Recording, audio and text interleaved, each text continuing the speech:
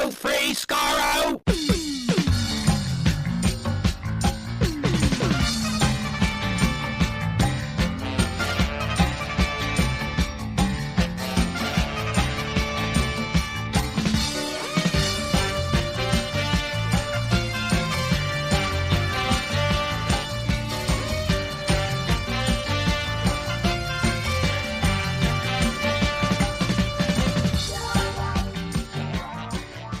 Hello, everyone. Welcome to Radio Free Skaro, episode number 1009. I am Stephen in Edmonton. Warren in Vancouver. And Chris in Edmonton.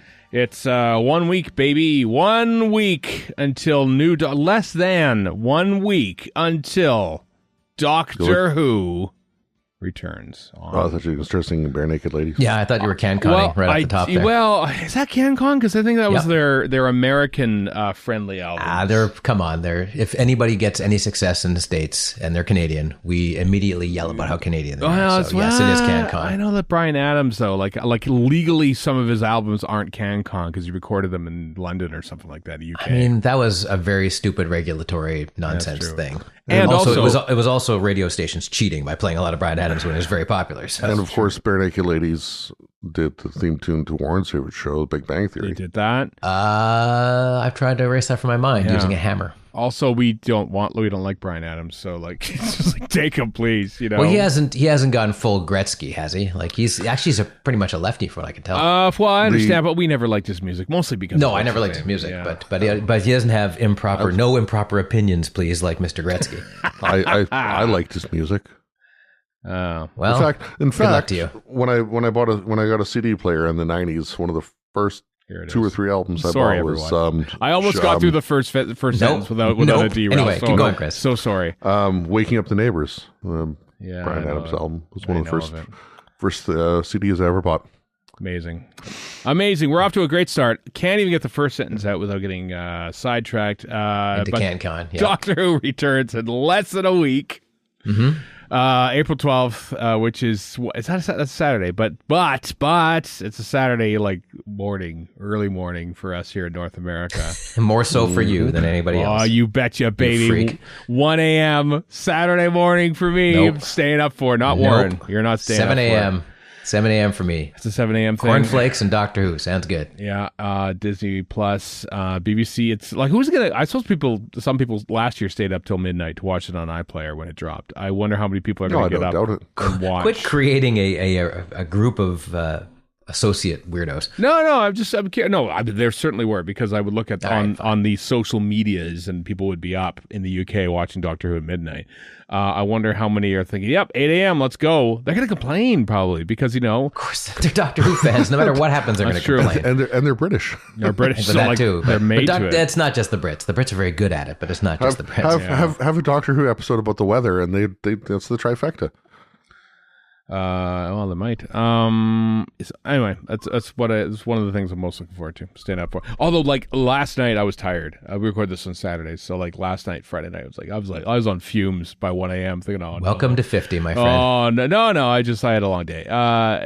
So like I'm mildly concerned. Like I'm building this up, and like, what if next week I'm like, I am really done, and it's 12:30 or something. But I said I got to do this, so I have to pull through. So no, you don't. You could just not do it. You can even pretend you did it. No, I got to do it, Warren. I've said it. Sure. Listen, there's 8 more episodes of Doctor Who, and we don't know when the next 8 are going to be. All right, so you've got to see them 8 hours, quote unquote, earlier than everybody else. I gotta take it. But yeah, can't take it for granted.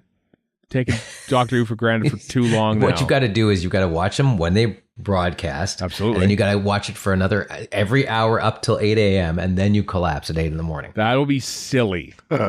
Well, so is doing it at 1 in the morning, but whatever. Yeah.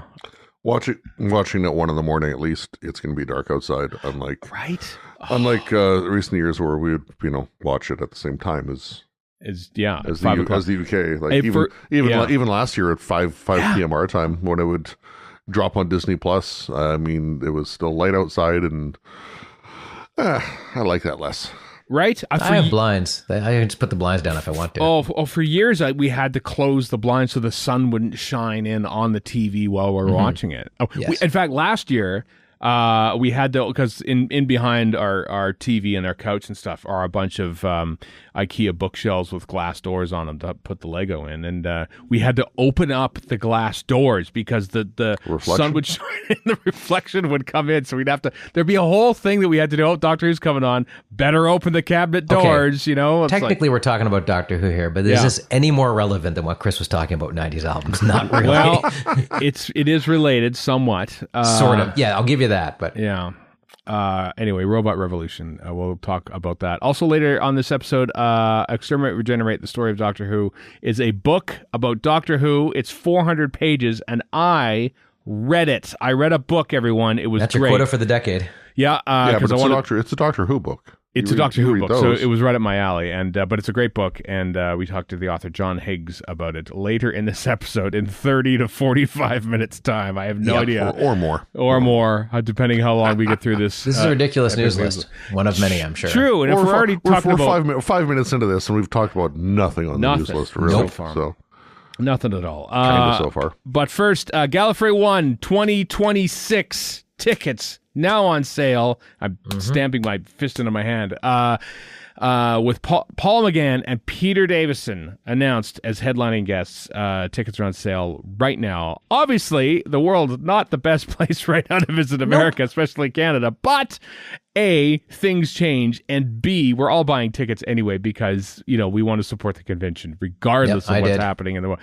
So I reckon I haven't done that yet. We were going to do it after work yesterday. We never did. Well, I guess we're the true Doctor Who fans here, despite this 1 a.m. at Gambit. I suppose so. Yeah. I've bought mine. My better half has not. Yeah. But there's time because it's pretty unlikely to sell out. It hasn't sold out for years. Yeah. There's only 3 left though, so it could. That's true. That's true. That's true. Despite everything else. But there was a change in who's handling the ticket sales, and unlike past years, there's no service charge, which is great. That's listen for exchange rate people like us. That saves us a few bucks. Yeah, no right kidding. There, so. Yeah, especially at 40% or whatever the exchange rate is at these days. Oh, we have tariff ticket prices. How'd you do that? How's that work? Yeah. Haven't. There's no tariff on the ticket prices as far as I know. This is Davison's 7th Gallifrey 1 and McGann's 4th. Only his 4th. For some reason, I thought he's been there more.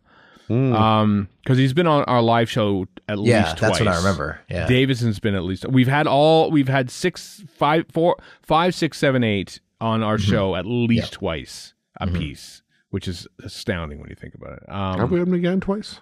We have had McGann at least once. I do remember the one time. I've interviewed Paul MGann everywhere. I know you've interviewed him at Chicago TARDIS and other places. LI Who, I think I did too. Yeah. And of course, he did our voiceover for our which was lovely of him to do. So he's the man. I might, you know what? I know I've been saying this about Gallifrey 1.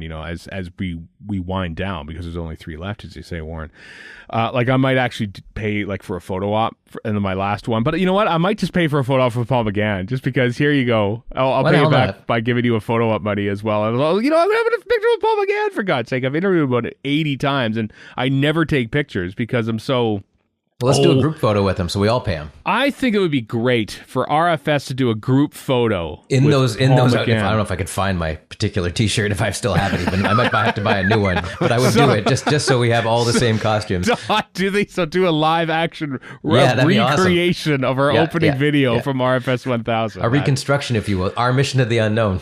Yeah. Well, listen, getting the 3 of us in the same place 3 times during the course of a convention is tough enough in itself. That too, yeah. So just do the opposite of the animated Doctor Who stories. Something that did exist in real life became animated, and then now we've got something animated that comes into existence. What's that called? A complete waste of time. That's a Disney Snow White. I guess it is. They just make live action, quote unquote, when there's one actor and everything else is CG remakes of previous animated hits. Those little still people doing that freak me out. Those CG guys. They're still doing stuff like that to protect copyrights, right? I don't think you have to worry. No, it's public domain to begin with. That's why they made the original animated ones, because they were public domain. Okay. Oh, there you go. So anybody can make a Snow White thing, but not with that. I know a lot of times movies get made, not necessarily released, but made anyway just to protect copyrights or options. That particular version, which is what they're doing, but the characters you could just make if you wanted to make in your backyard, a Snow White, you could, because it is public domain, right? And you have a crossover with Winnie the Pooh, who's now public domain. Yeah, as well. and Steamboat Willie, he could show up too. There you go. Mm-hmm. But only Steamboat Willie, no other mouses. Bumping the estimate up to 48 minutes now, based on how we are so far to the interview with John Higgs on this podcast. This should be a little running counter. Make it longer. It's okay. We'll do our best. We'll do now. It's not a goal. It's not a stated mission. Okay, we got 48 minutes. Let's use it is now. Yeah. Anyway, Gallifrey One tickets, Gallifrey1.com. Get tickets to the anti-penultimate edition of Gallifrey One. And Hotel Mageddon in early May. Still doing that. The real contest. Yeah, the still real doing that sport. one too. Yeah, it is the blood sport, but still do. Even though we don't know what the listen. Here's the thing, everyone. I feel like Canada is going to be in a better spot than the U.S. in a year's time. So no comment. Well, we'll see. Anyway, we'll probably you probably will know that we're from Canada next year as well, just like you did from the previous. Yes, the giant the manacles for one. Yeah, orange jumpsuits we're in just for being Canadian. We're just going to all dress like lumberjacks, aren't we? Yeah. No one's a lumberjack. Even Warren, who's in BC, no one's a lumberjack there. Well, at least dressed like two guys from Fubar. Yeah. How about that? Yeah. One you can be Tron, Funk and Tron. They don't know. Just to keep going with CanCon, because screw this news. Screw the 20 minutes until the interview with John Higgs. On the news list. Right. There's a if you comment on every single aside that I put in, or anybody else put in, yes, it will be 52 minutes. Yeah. There's a Canadian movie I watched the other day called Diener 89, which is the Fubar in the Fubar universe.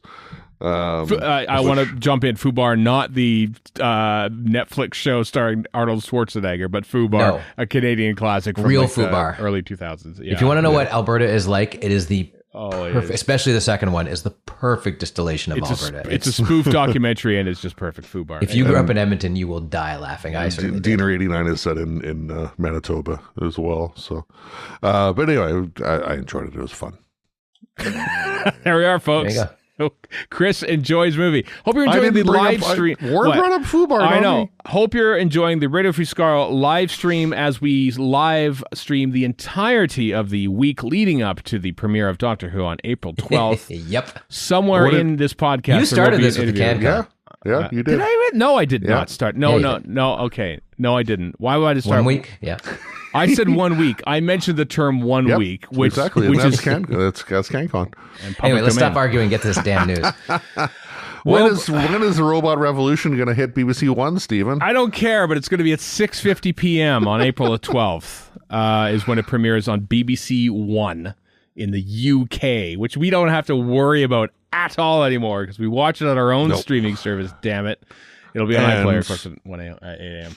Yeah, and we're watching it before it hits BBC One, that's going to feel weird, honestly. That is very. It felt weird last year too, Well, last year was simulcast, so that's right. Yeah, it was a broadcast at the same time. It wasn't really simulcast. No, anyway. It wasn't simulcast. It was simulcast to iPlayer. It's always been simulcast to iPlayer. And last year was also BBC One would air it later in the day. And I thought, right. Gotcha. BBC. It's airing on BBC One right now. Yes, it did. Okay. Wasn't there a big foofarel at the British fans, just to call back to that, about that very thing? It dropped on... Don't you remember this, Chris? Don't you remember exactly how... midnight? Yeah? Okay, yeah, no, you're right. Yeah, okay. I don't remember things. Obviously not. I remember buying a Bryan Adams CD in the 1990s, but... Doctor Who experts, Radio Free Skaro, do not remember the broadcast history of the most recent episode of Doctor Who. You are a crutch with all your insane memory of these things. Do I look like John Prettle? No, you don't. But I don't know what John Petto looks like, so maybe. You've seen him every year. He's a fine, distinguished gentleman. Okay. From New Zealand. So anyway, for the second year in a row, we'll have watched Doctor Who hours before the BBC One premiere, because that's how these things work. Which true fans watch instead of iPlayer. Yeah, real fans. Which nobody cares about. Real fans get up at 8 a.m. and watch Doctor Who in the UK. Are you one of those fans? Of course you are. Of course you are.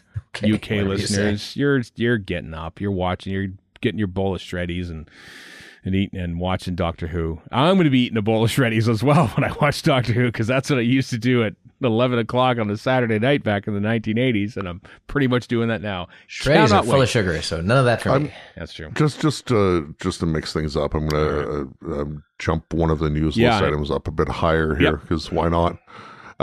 So it's been...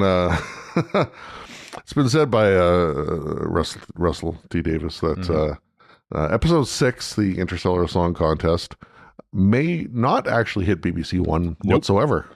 It'll be on iPlayer, obviously, at 8 a.m. UK time, but the FA Cup, I don't know if it's is it the final? It's a final, I think. Or semi-final? I don't pay attention to the footballs, but... There's a football match. It's a final.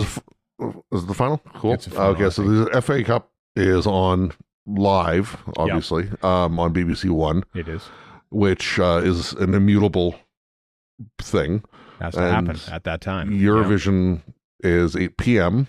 I don't know what time the FA Cup match starts, but Eurovision will start at 8 p.m. In the UK, which is also immutable.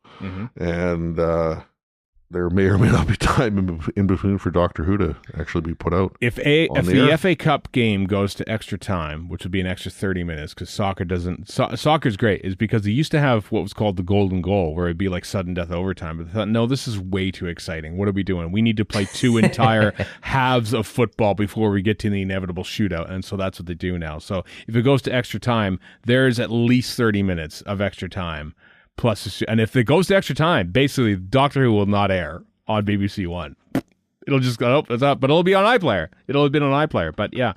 So just imagine the troll farm YouTube thumbnail community if Doctor Who doesn't go on the air. It's like BBC pulls episode off the air because of wokeness or some nonsense. That hasn't, at least from what I've seen, that hasn't really hit yet, but there's already enough of that out there. Yeah, idiocy. Because of this preemptive statement. Yeah. And I'm already sick of it. I don't want to think of what it might be like in 5 or 6 weeks. Right? I know. Yep. Oh, it's going to be stupid. I know. I don't even want to do stats. Can we do that? This is on air. I don't even want to do stats. We'll see. Well, probably. You know my answer. I know. Last year we did it as mostly as an example to show that how little people watch broadcast TV now. I mean, Blue Peter isn't doing live episodes anymore. Yeah. Which I guess they've done for a long time. I hadn't realized actually how much of that show was actually live, but they haven't done because the kids do not watch it live anymore. They just want to watch it when they watch it, or later that day or something like that. So not just the kids. Yeah. Why are we doing this live? Why are we doing it? Why go through the effort and the hassle? Yeah, exactly. Why do it at 1 a.m? Who could say? Doctor Who is... I understand they're doing a live episode at 1 a.m, Warren. So... Well, then I won't be watching that. I would totally watch it. Of course I want to watch it. Of course you would. Yeah. So yeah, BBC One is immaterial to the fact that RTD can go, will it go out? Who knows? Oh well, whatever. It's on iPlayer. So even he is changing his tune. He gets no pushback on that, then clearly BBC doesn't care. Yeah, and RTD has said he's like the last viewer of terrestrial television in the UK because he just has the TV on all the time. I enjoyed how he lamented having to talk about the football. I mean, I understand that completely. To make that statement. The effing football, quote unquote. Yeah. So there might be those annoying YouTubers out there saying Doctor Who gets 0 viewers on BBC. You can just say YouTubers. The annoying is implied. I know. We're on YouTube. A little more about that later. No, we're also annoying, so there you go. That's true. I remain proven. That's very true. 1 out of 3 ain't bad. Yeah. Anyway, the Robot Revolution, of course, was screened at the official press launch, which happened in Londinium on March 31st, with a host of people there. People were there who will not be in the show. For instance, Michelle Gomez, Andrew Addo was there, of course, played Martha's mum.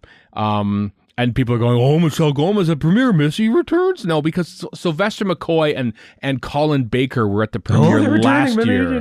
Did they? No, they did not return. Okay, people go to premieres. All right. Yeah, these are probably friends of friends. There were the people that says, hey, do you want to come to the premiere? You've been a Doctor Who, come to the premiere. It's like when they go to the Oscars. They go, what is that person doing at the Oscars? They're not nominated, nor have they won anything. Being there, that's what they're doing. Yeah, exactly. People go to premieres. People. Doesn't mean that Michelle Gomez, the fact that she's at a premiere for a Doctor Who episode, is in that Doctor Who episode.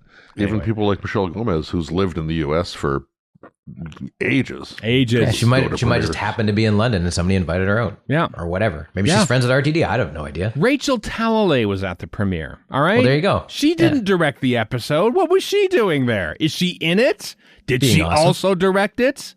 No, she didn't. She was at the premiere, for God's sake. Gear down.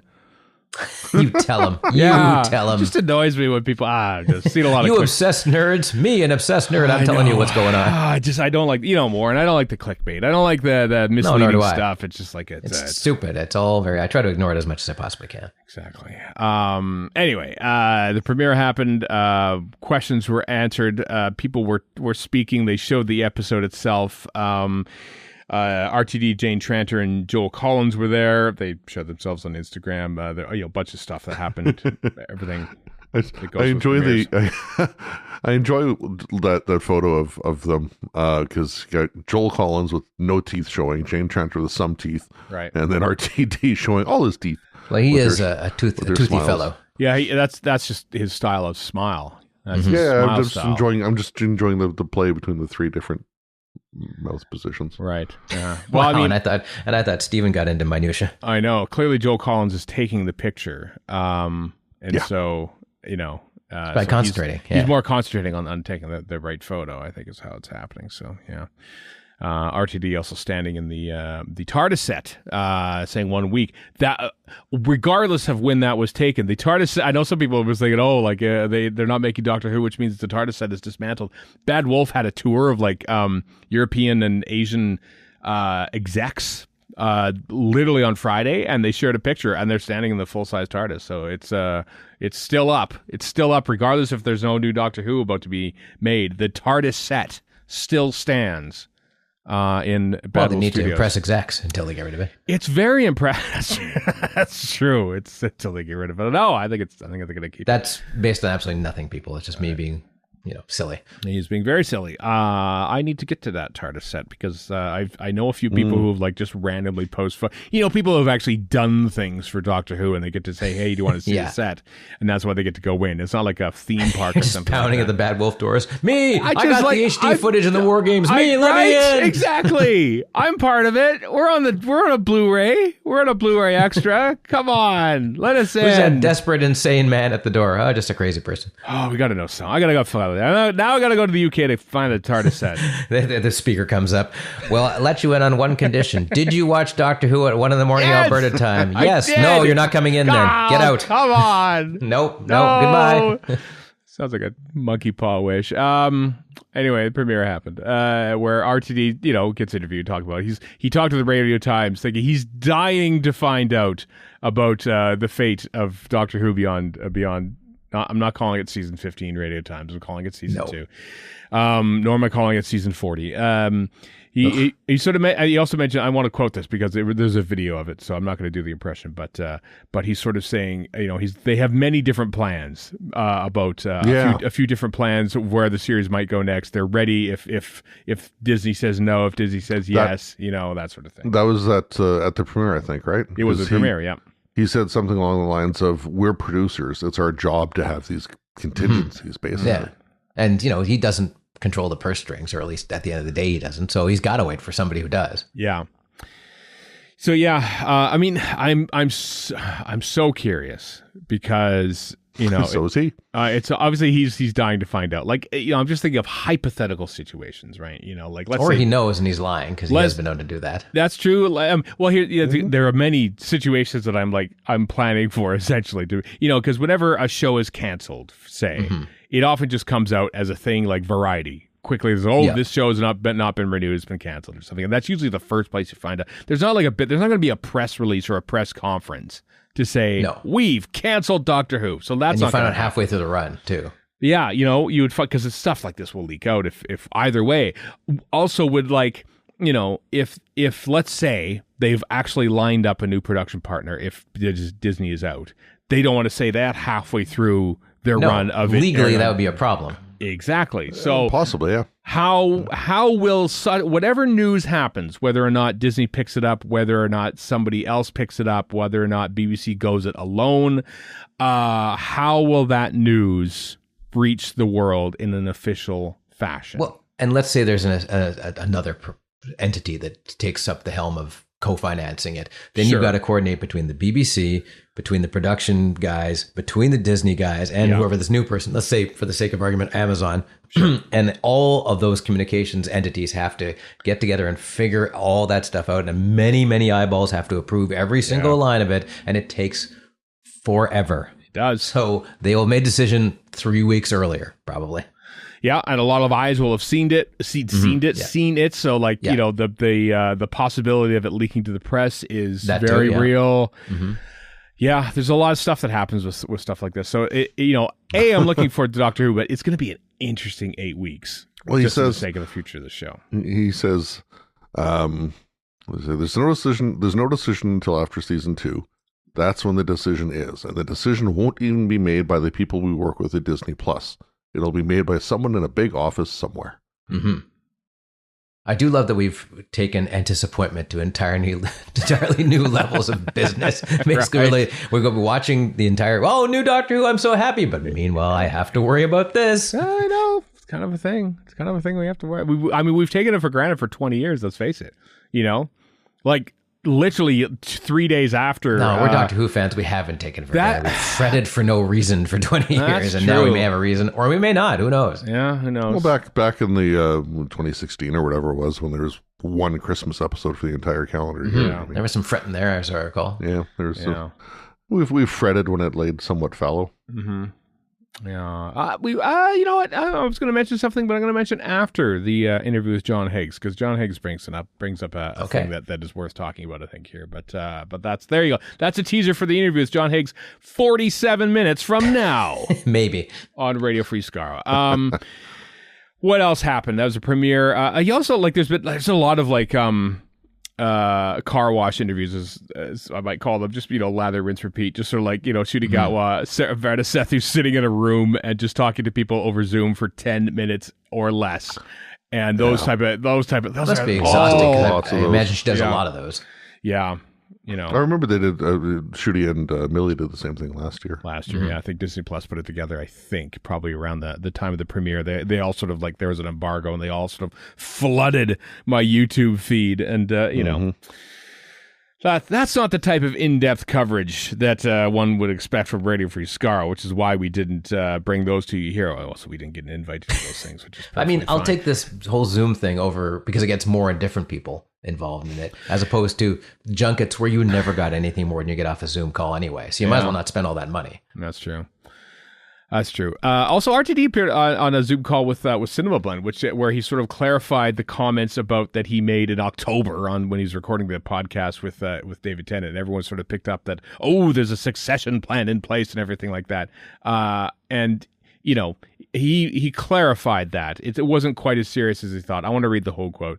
That's in the pull quote section here. It's not even a discussion, to be honest. When me and David talked about it on the podcast, it's kind of a conversation we've had amongst staff every day. It's been a conversation when I arrived, who would do this next. There's absolutely no detail, no names, no one. I'm very happy and I'm loving it. So fingers crossed, we're going to make more. End quote.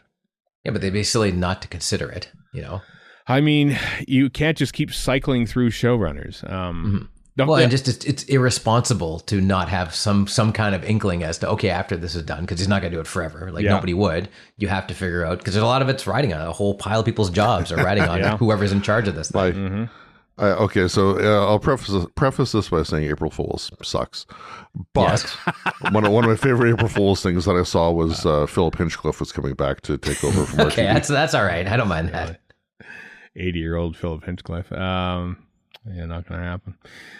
Yeah, I still think back to Stephen Moffat at Gallifrey 1, who, you know, we saw a lot of. Obviously, he was everywhere, and you know, the overall impression that I got from Stephen Moffat is that I have many different ideas of what to do with Doctor Who, and no, I'm never doing it again.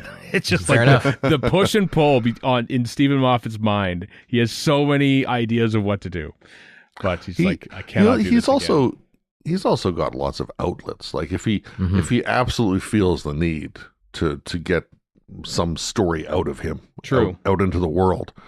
I mean, obviously, you know, there's the option for him to write the darn thing and have it broadcast as a regular episode.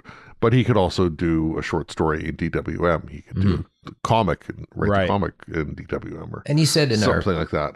In our live show, he said, you know, you always have to have 3 or 4 things on the go at all times, because I'm going to get a bunch of stuff rejected, and I'm a guy with some success in this industry. And so everybody else, same as me, has to have 3 or 4 things on the go, so that if they want X, you've got to kick it around.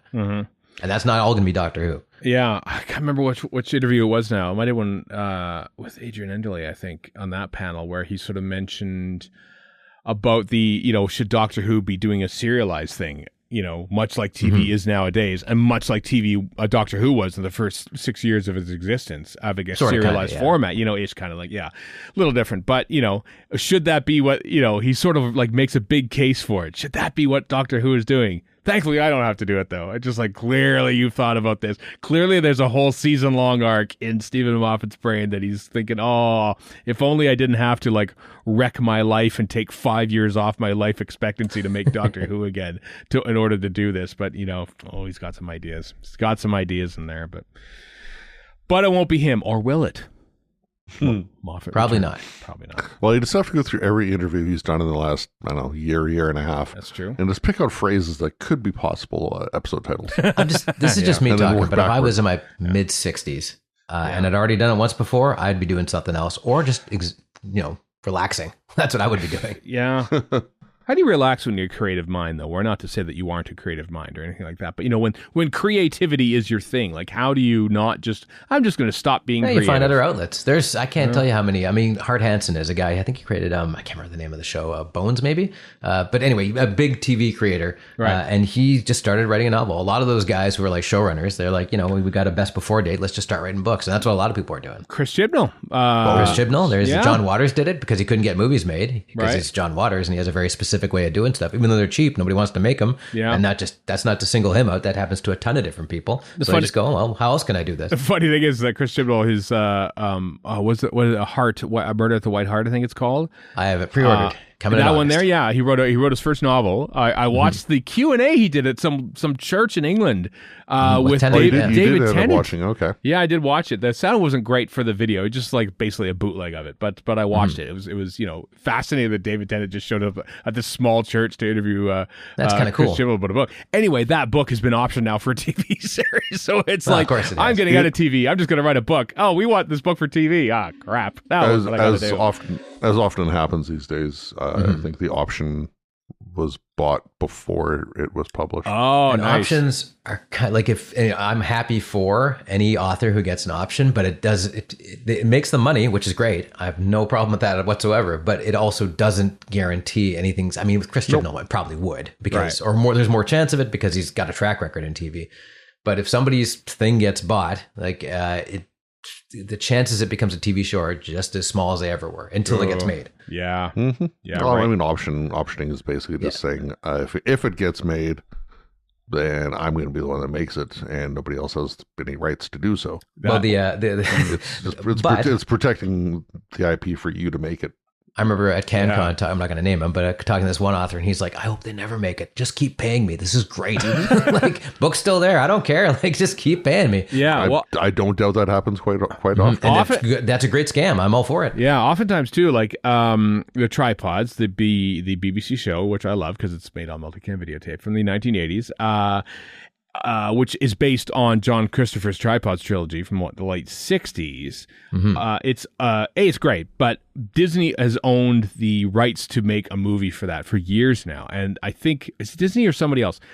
The reason they probably do is because there is not a dissimilarity between the tripods, the big giant hulking beasts from space which maraud and kill people, to the same tripods in H.G. Wells' War of the Worlds. Right, yeah. And so I'm thinking that they probably bought up the rights for the tripods so that people couldn't make the tripods as an alternate to the War of the Worlds movies, Sure. So they'll buy up similarly themed stuff just so that you can't make that happens all the time. Yeah. Legal protections and whatnot. Yeah. Sure. Trying to think of something that would be like similar to like Doctor Who or Star Trek or, something like that would, we're going to buy the rights to this. You can't make this anymore.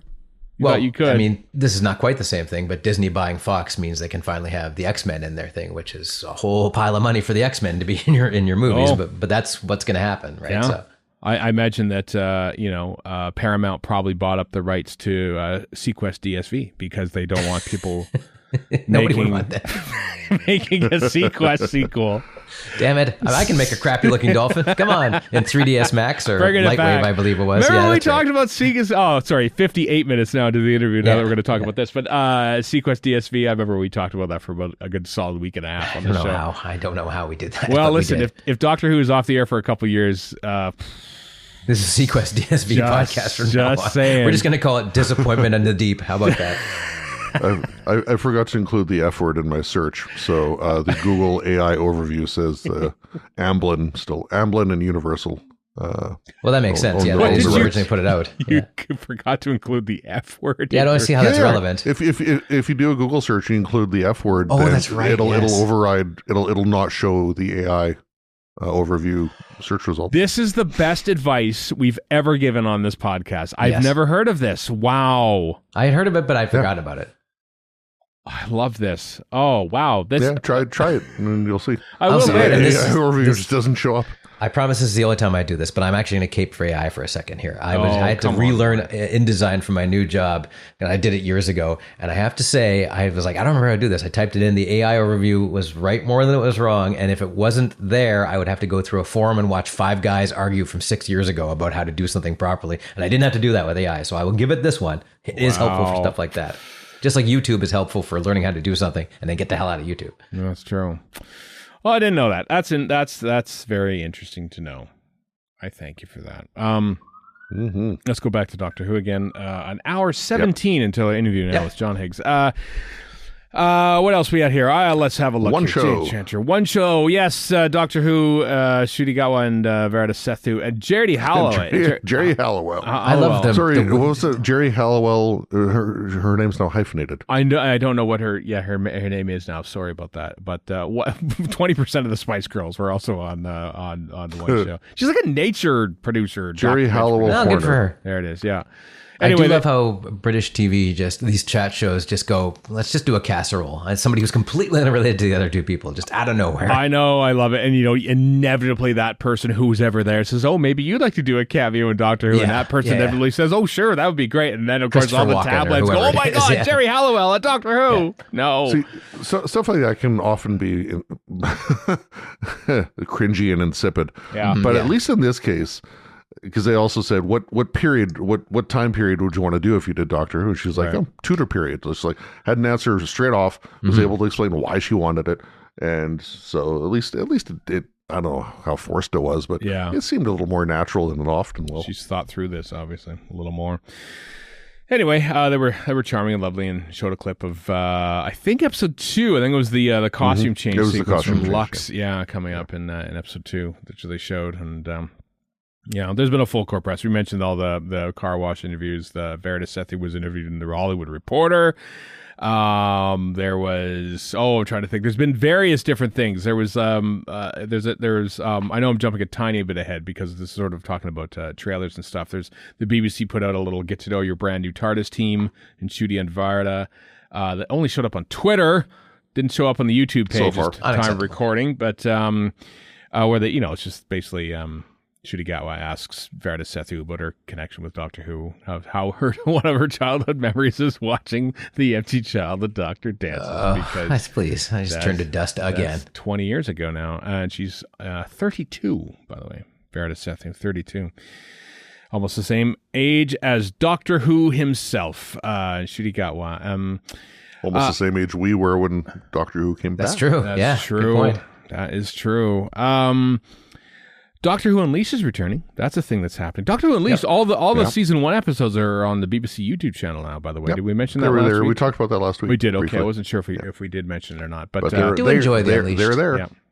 They are, that's returning April 12th. I assume it's returning, it's going to be an iPlayer like right after the episode, because the actual broadcast of it is like much later. 7:35. Was it 7:35? For some reason I thought it said 11:50 or something. But. Nope, 7:35 is what it says on BBC. Stand for that, Steven? That's my question. Unleashed, are you a true fan? Yeah. Well, and Doctor Who is on at 6:50, so that means Doctor Who is a 45-minute episode. So which means we got to wait for Unleashed after it broadcasts on BBC One.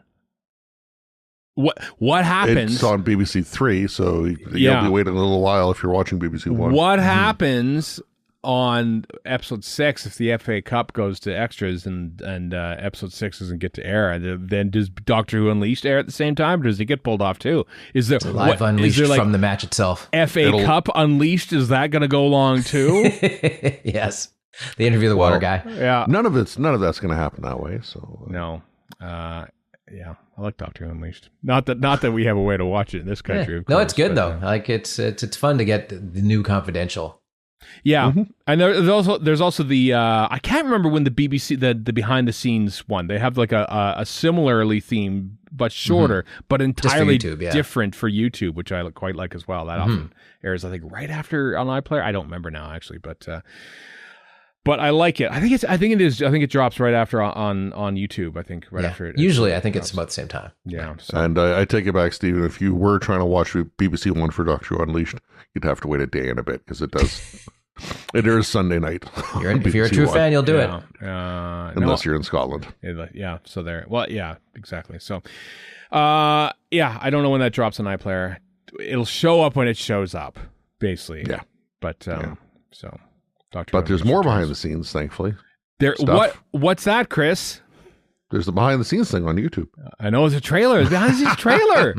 I have not watched that yet, to my shame. It's so cool because it's like behind the scenes stuff. You can see cameras and stuff through cameras and effect shots from behind the scenes and I have to watch that. It's cool. It's a cool little trailer. It's it's a minute 45. It's a trailer. So for this podcast where we love diving in behind the scenes and stuff like that. This is the stuff. This is the goods right here.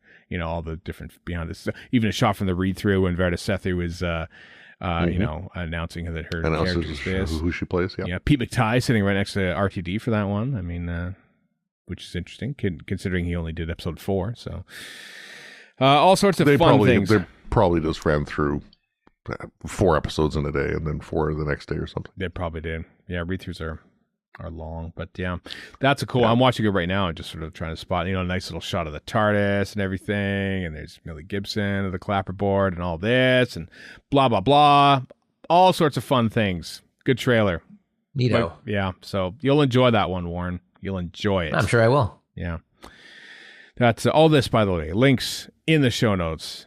RadioFreeScaro.com. Also on your listening device. You can probably click those links too. So, also, this is something that RT just dropped into one of those interviews that we talked about. This is the Cinema Blend. No, this is the IO9 one. IO9 interview, where there's going to be a BBC documentary coming out in the coming months on iPlayer on the UK and then worldwide on the Doctor Who YouTube channel about the 20th anniversary of the return of Doctor Who. So how interesting. Because that was kind of all in the news this past week with 20 years. There's a great the Doctor Who magazine special issue number 69. Nice, thank you. Which is really good. I read a good chunk of that yesterday, where they had an interview with Mal Young, who's never been in a Doctor Who magazine before. Mal Young's been in LA for like 20 years. I know that. Oh, has he? Okay. And has never, he's just, I want to let the show speak for itself, he says. So this is why he's never been to Gallifrey 1. He's been right there. One of the original producers. Wasn't he more not I don't want to say hands off, that's not the right phrasing, but just he was just like oversight. Kind of. He never had day-to-day involvement. No, I think he specifically, in the interview, he says that he specifically didn't want to go down to the set to watch because he wanted to view it as blind, basically, as a viewer would see it, so he can assess it that way and not be sort of involved in it. So, but he's quite proud of it. I didn't know he was showrunner of The Young and the Restless for a few years. Oh wow! I had no idea. I know, right? That is not a very big Venn diagram with that crossover. I thought they made those in New York, but I could be wrong. No, it's L.A. Okay. I think it's L.A. Anyway, that's where he is now. Mal Young has been there forever, which is probably why our friend Jesse Merlin knows him because he's in L.A. That makes sense. So, yeah. So there you go. Anyway, and there's also even a short interview with Christopher Eccleston in there and RTD and a whole bunch of other people. It's a good special issue. They even go into a big in-depth thing about how they made the trailer and stuff, which is pretty cool. I think what they should have done, they kind of missed a beat on this. I suppose the clips of the show wouldn't be this way, but I think they shot that trailer in 35mm. It would have been so cool to make a 4K version of that original. Do you want to come with me? They didn't shoot it in 35mm. I think they did, the trailer, the special one-off trailer. I think they would have shot it with why not use the cameras they already have, which can Well, they weren't HD back then. They weren't HD. Oh, okay. I see what you know, and there's the shot where he's running down the tunnel and the fireballs come in. You know, that's not just slowed down SD. Mixing up with the new trailer. Sorry about that. No. I'm talking about the 20-year ago trailer. But I think they actually shot that in 35. So yeah, you're right. Yeah. Thank you. So you could agree in a less smug manner, but all right. Nope. No. Blur. That was earned. Thank you. Okay. What do you think of that? No, not much, to be honest with you, but okay. No. Where were we talking about here? Coming up. Oh, there's stuff coming up here. Waris Hussein. Yes, Waris Hussein. We'll do this in chronological order, even though the 20 Secrets from 20 Years on BBC Radio, which is going to happen on April 20th, directly. Yeah, we should have those other way around on the news list. I know. Well, we're doing it chronologically, which also makes sense. You know, Waris Hussein's going to be BBC Front Row on Radio 4 on April 7th. That I think is available worldwide because it's on BBC Sounds, probably. BBC maybe Sounds, I think, so should be. Yeah, so that's always cool. Waris Hussein, grand old gentleman that he is, director of the first story of Doctor Who and the first missing story of Doctor Who, so he has that under his belt as well. As I said, Radio 2 loves Doctor Who 20 Secrets from 20 Years. Joel Wiley and Stefan Powell gives us 20 revelations, surprises, and confessions from the 20 years since Doctor Who was brought back. I've stolen props, David Tennant. Number 6 will blow your mind. It will. Maybe. I don't know. YouTube thumbnail here. That's on with a picture of Patrick McGowan in his outfit going, Yeah. Can you have radio shows being clickbait? I guess maybe somehow. Someone will find a way. Yeah, if you throw a YouTube, shocked face graphic on there, you please don't easily can. Waris Hussein hates Doctor Who, and yeah, sure.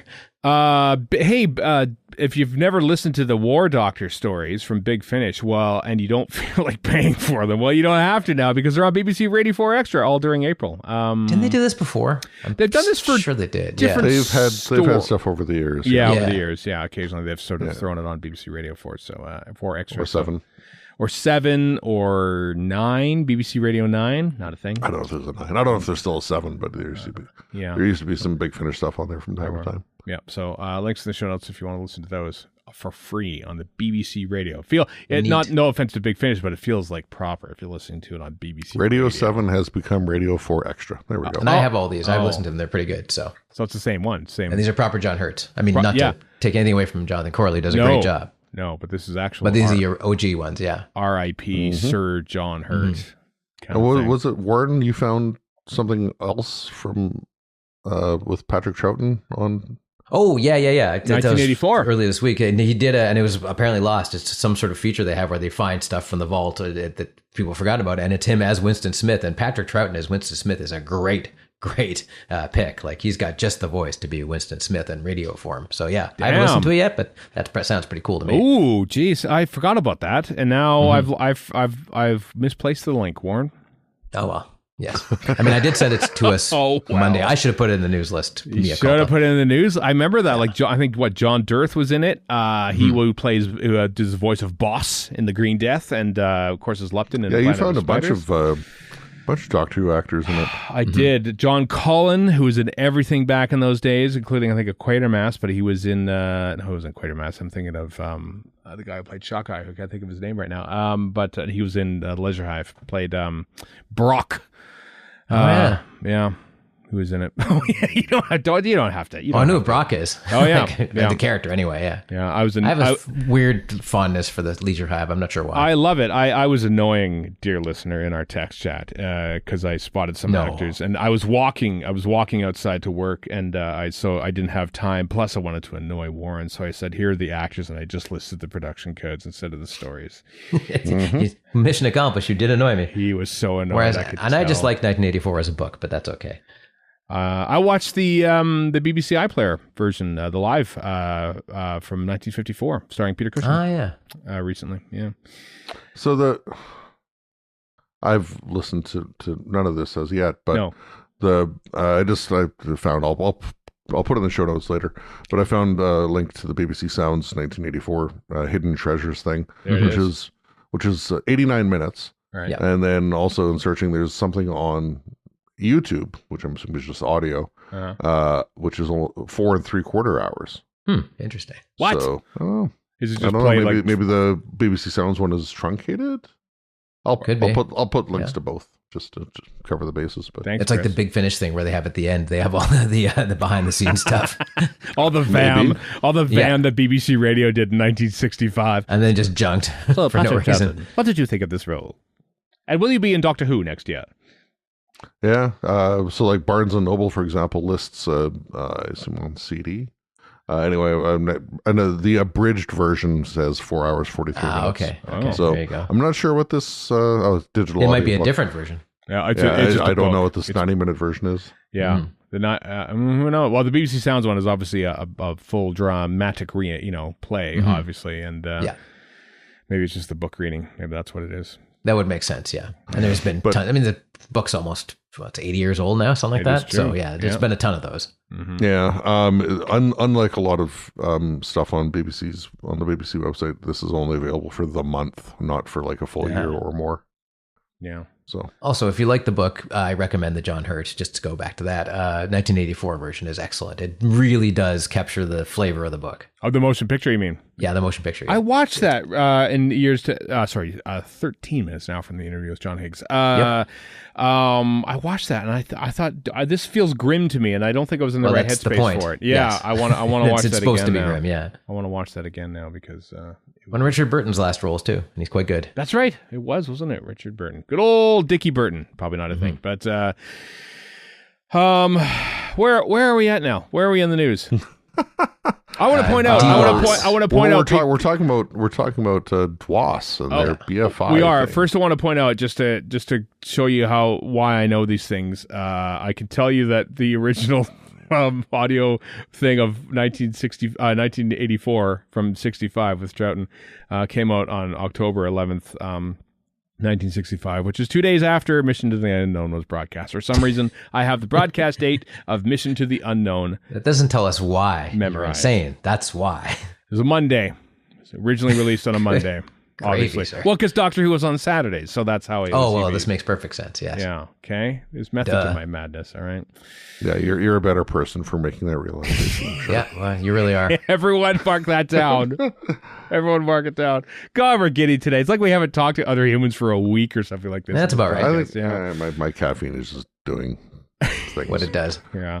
Yeah, exactly. DWAS, speaking of 20 years of Doctor Who, there's a Doctor Who Appreciation Society DWAS celebration at the BFI coming on May the 4th. You all Star Wars nerds and your Star Warsing. Well, we're going to talk about Doctor Who. Take that. What do you think of that? There's an event happening there at the BFI. Tickets go on sale on April 10th. Same day that Exterminate-Regenerate, the book by John Higgs, which we'll be talking to him about in 9 minutes from now, comes out. And there's no actual program details yet, but tickets are £17. So Well, it's nothing missing, presumably, since it's 20 years on. probably not. Apart from They'll that, screen a couple episodes from the first series, it says. there we are. There you go. But not which ones. I bet you Rose is going to be there, and I bet you Parting the ways, maybe? I say Dalek. Maybe Parting the Ways. But Maybe then, Dalek. Yeah. I'll find out. I wonder if with Dalek you need to clear things with Terry Nation or Terry Nation's estate. No. I don't think, not anymore. Not anymore, 'Cause baby. They don't own the rights to the Daleks anymore. Okay, all right. Haven't for a little while. Sold them off. Yep. Yep. Sold them off to a hedge fund. No, they didn't. Yes, the one that's didn't. post media. Yeah. Let's talk a tiny bit about conventions. Jodie Whittaker and Mandip Gill had to pull out of Calgary Expo, which is happening later this month in Calgary at the Expo. And but in August, we determined August, right? Yes, Fan August. Expo Toronto. They've been announced for that. So if you, I mean, Fan Expo Canada, because Toronto is Canada. Of course it is, yeah. I called them Fan Fan Expo Toronto. Vancouver happens the same time as Gallifrey one, so there was obviously no way I was going to it anyway. No, that's true. So if you're in Toronto in August and you want to see the stars of television's Doctor Who, you can, and hold one up over Calgary. But I mean, you should, just on general principle, hold things up in Calgary. Mm-hmm. Exactly. You can see the mountains from Calgary. It's kind of nice. It's a sunny day today here in Edmonton. I think, you know what? Because I lived in Calgary, 12 minutes now from the interview, and It was just nice. Sometimes it's just nice to wake up and it was a sunny day and there's mountains off in the distance. And, Calgarians, though, it's just far enough away that they never go to the mountains. They go. Well, let me tell you right now, if it's a clear day, which it often isn't in Vancouver, I can go right to my street, Beatty Street, look up, and there's the mountains right there. Mountains right there. Yeah, Vancouver, a nice city. As much as we, chide Warren for it. You can chide me all you like, you Edmontonians. Yeah. You know I'm right. It's a nice city. It's a nice. See, I get to be smug now. We'll be there one day, Warren. I'm probably going to drive down there at the point, because American vacations exactly are where I was going like, let's go to Vancouver instead. I was thinking about that the other day. I'm like, I've been to Montreal for like an afternoon once 20 years ago. I should probably check out Montreal at some point. Oh, God. That's about my experience as well. Yeah. Mm-hmm. I was visiting a friend in Ottawa. We drove. That's exactly what I did. Yeah, we drove to Montreal for lunch, basically for the afternoon. Just walked down St. Catherine Street for a couple hours, then went back to Ottawa. Yeah. I should probably do more than that. I've never been to Quebec City, and apparently it's really cool. So yeah, I'd love to go to Montreal. Never been to Toronto properly. Never been anywhere really. Atlantic provinces. I'd love to go to Newfoundland. Never been there. We have a vast country. You'll probably want to avoid Quebec City though, Stephen, because Montreal you can get away with English. Quebec City, not so much. No, it's fine. I'll do my best. I can speak crappy French. No, even more. So. I would attempt. I attempted to learn rudimentary Spanish when I went to Cuba, and because as Canadians, we can go to Cuba.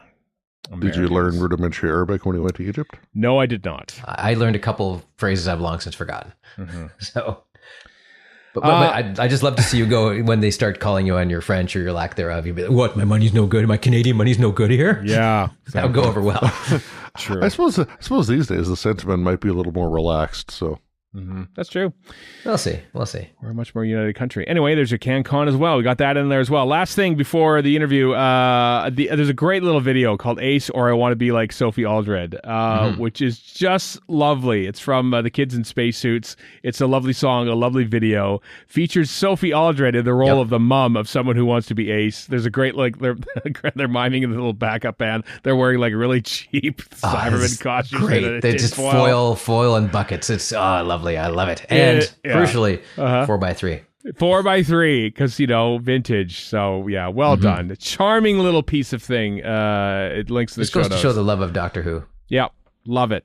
Just great. Thanks for News Runners announced, the guys that made this video. And this is the new Cyberman. Sneakily snuck in there. Yeah.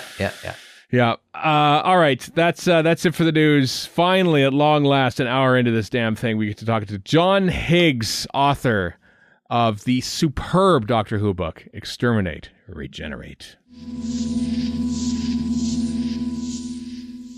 My guest today has written books commenting on worlds as diverse as 1960s counterculture artists and the KLF, the latter famous for their iconic 1988 hit Doctor and the TARDIS. So it's perhaps fitting that his next book is all about Doctor Who. The book is called Exterminate-Regenerate, the story of Doctor Who. The author is John Higgs, and he joins me now. Hello, John.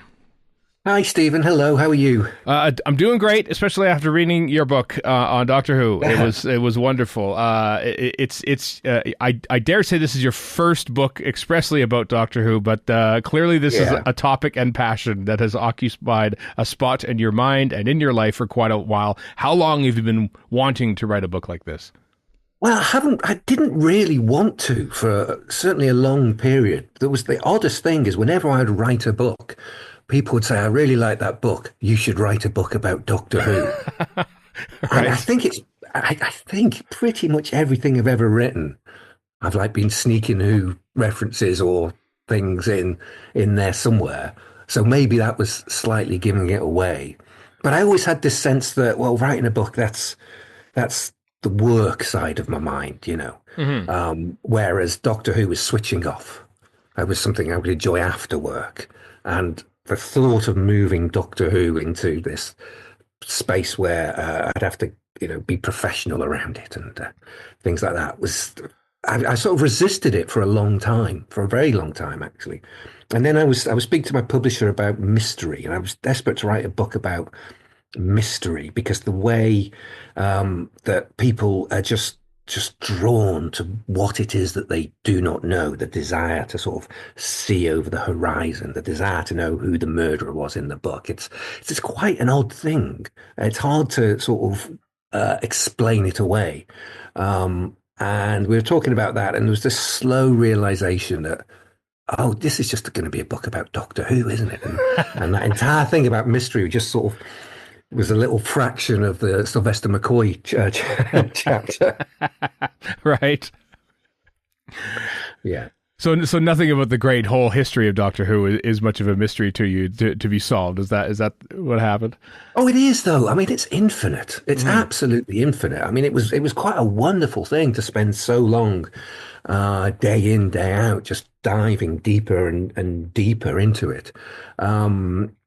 Particularly the lives of people. I found all the biographies and autobiographies of the cast and the writers and things like that. That seemed to be where the sort of real gold was, because it was something like Doctor Who that's in your life to such a large extent that most days you're thinking of it or something like that. It's very easy to sort of overlook what a strange and unlikely and implausible thing that it is, really. It's when you sort of take a step back and you just go, how the hell does this thing exist? This is not how fiction works. This is not how stories behave and evolve. This is something completely new here. Something completely unique is sort of going on. And I realized once you sort of step back and got that perspective, you just thought, oh, there's a story here. This is interesting. This is a real story. Mm. It almost, like, as I was reading it, and I think my opinion was validated around page 300, it felt more like not a history of Doctor Who, but if Doctor Who, the program, the entity that is Doctor Who, was a person, this is more almost a biography of that. Is that kind of what approach did you sort of have when you write a book like this? It would have been called Doctor Who, the biography, if I'd legally been allowed to use the word Doctor Who in the title.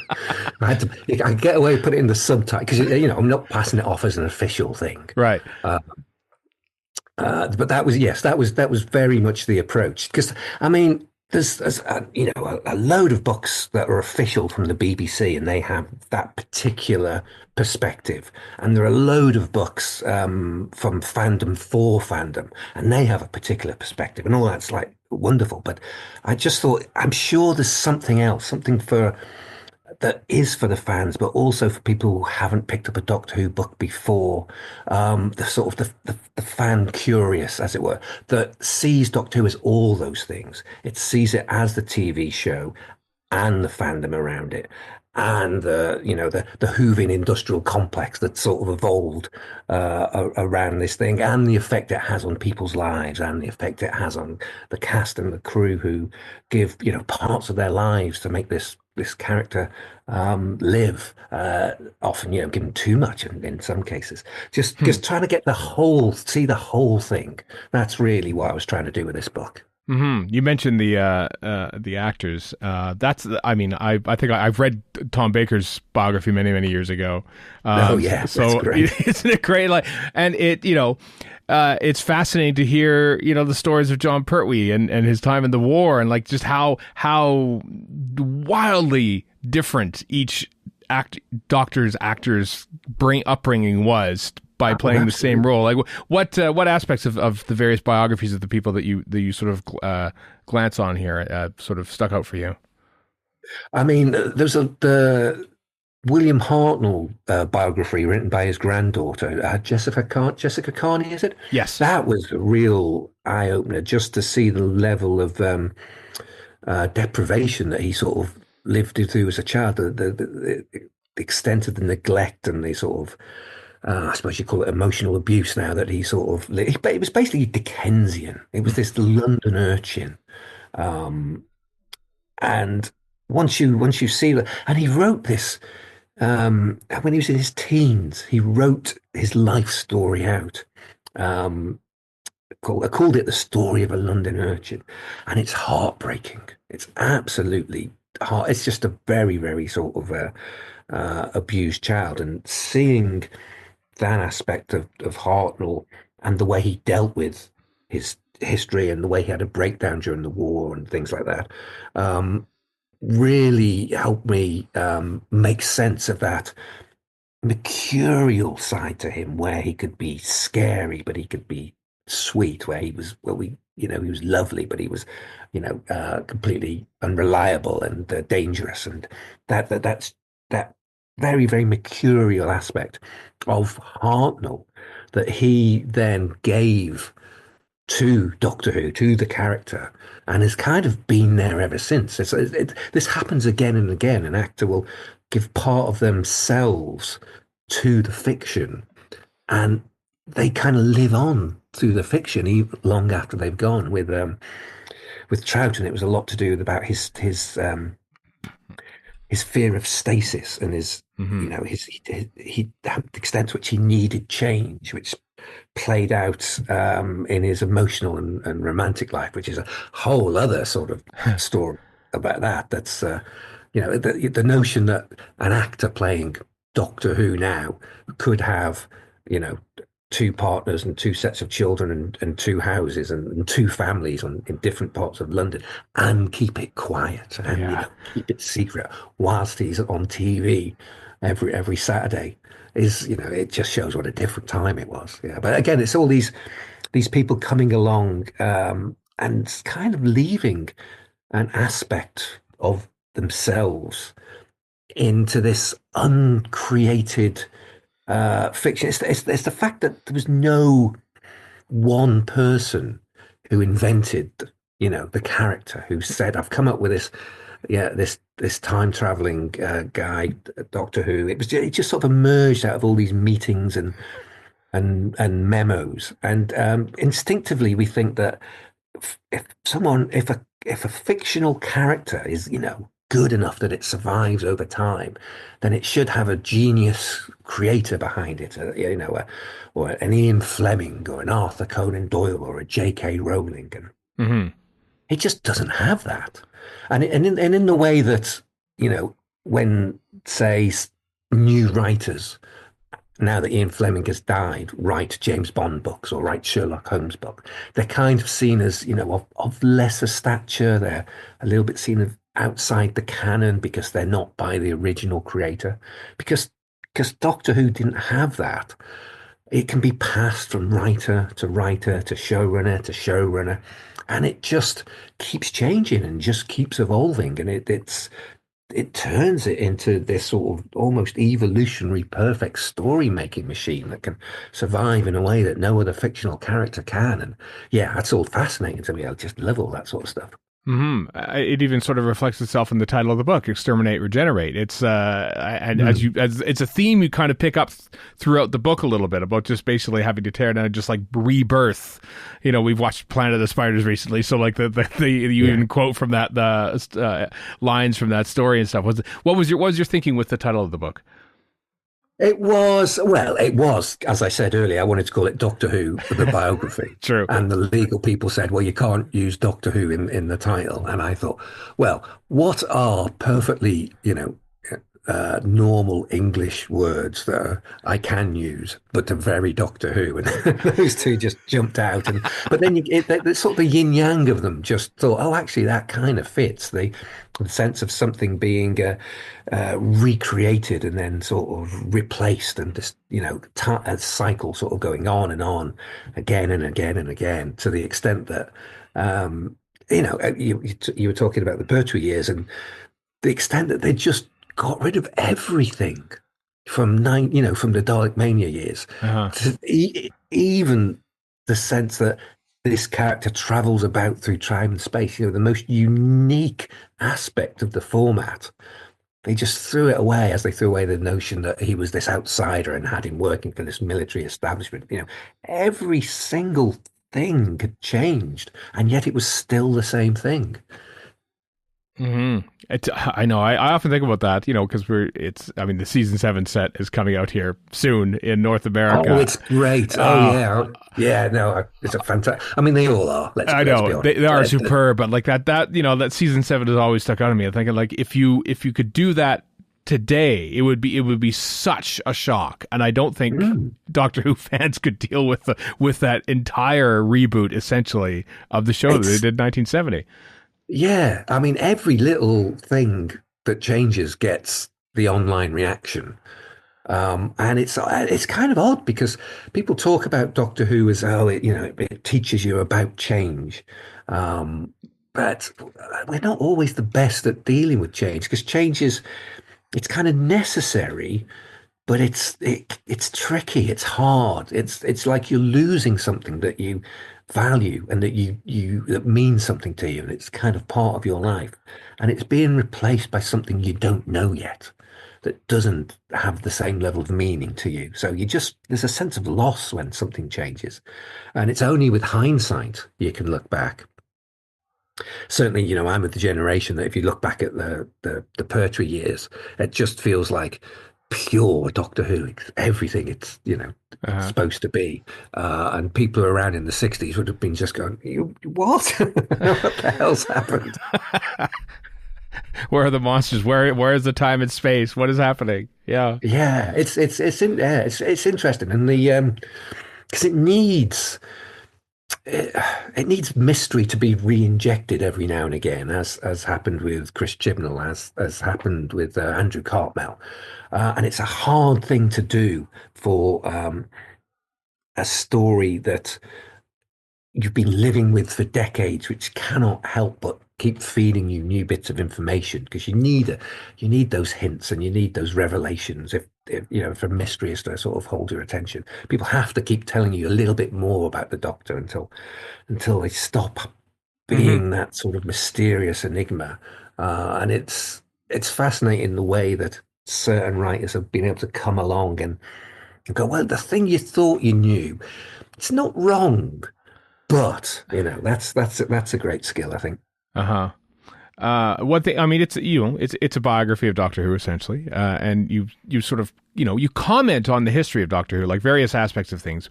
But I noticed that you never actually weigh in on with your own opinion. Was it A, do you have your own opinions on things, and B, did you sort of decide not to sort of say, well, this is my favorite era and this is my least favorite era, or something, and have that sort of like cloud the analysis that you're providing? Totally. It's not a critical review. I'm not arguing. I mean, obviously I've got my favorite bits, but I do think though, you kind of get to the stage where you get kind of like a mother's love for Doctor Who. Like you love it when it's good, and you love it when it's bad. And I'm not of the view that my opinion matters massively. And it would sort of spoil it for people. And I am aware that whatever episode you want to name as the worst, someone will go, God, I love that.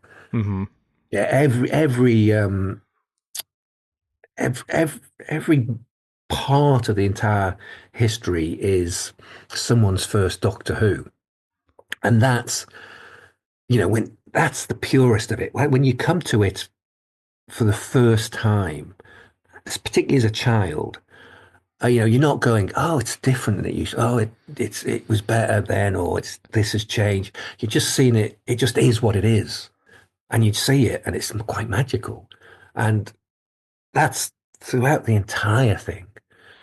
So it would be wrong of me to say that these eras are bad or inferior or something like that. Obviously, you talk about that have been golden ages where the program has just been rating through the roof, and it's been part of the national conversation, and there's a general sense that this is a really good thing. The Dalek Mania years, the Letts Hinchcliffe period, the RTD1 and early Moffat years. These were golden eras. And you have to reckon, the story is it sort of keeps sweeping up into these moments where it's just on fire. It's just it's just great, and it's most TV series, they don't get one golden era. To get three is very, very weird, but it does mean that when you're outside of those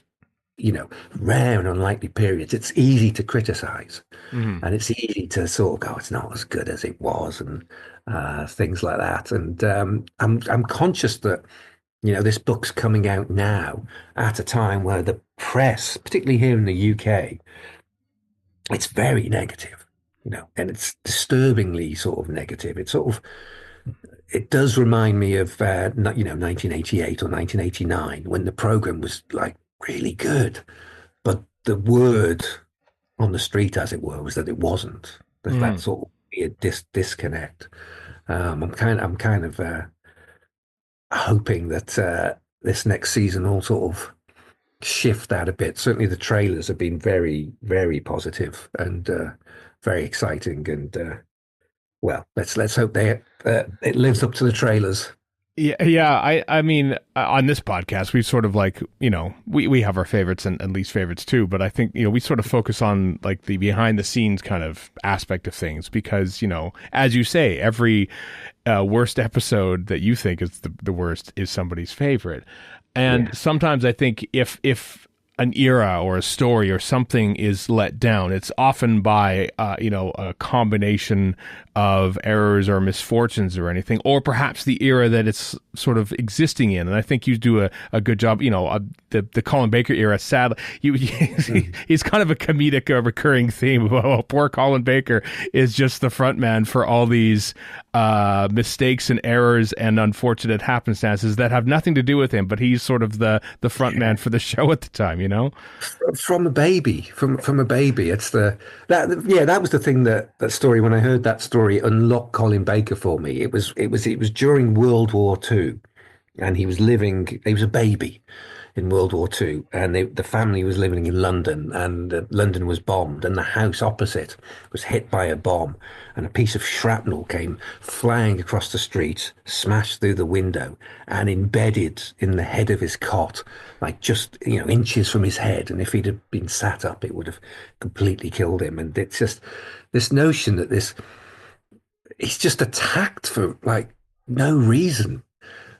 For reasons that are not his. He's done nothing wrong.